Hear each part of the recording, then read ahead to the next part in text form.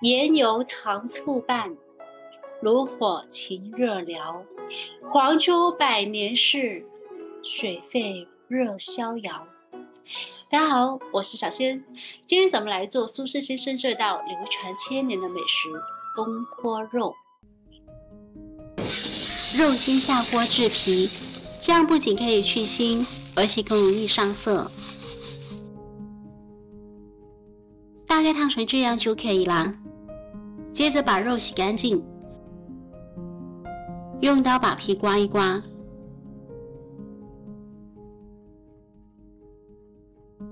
肉需要加入葱节、姜片和黄酒焯水，大火煮5分钟左右捞出。选肉的时候最好是用3线五花肉。为了让出品更好看，我会把猪肉不平整的地方切掉，分成大小等份的方块。肉块打上草结，可防止肉块煮软糯后松散掉。我用的是自己种的香茅草，你也可以用棉线、稻草等。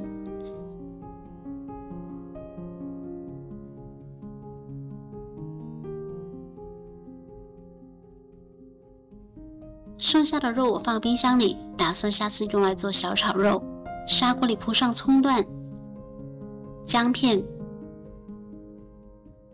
把肉块皮朝下码入锅里，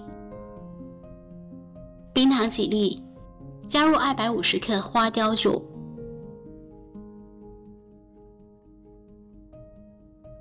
，1听啤酒，全程不需要加1滴水。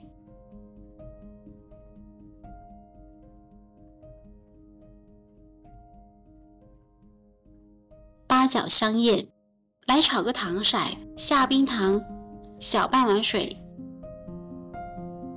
先大火烧开，不停搅拌，直到糖色变黄，马上关火，倒入小半碗黄酒就成了。倒进砂锅，2勺生抽，1勺老抽，上盖大火烧开，小火焖煮60分钟后，给它翻个面。继续焖30分钟即可。这枣红色的肉皮，神仙看了也会流口水吧。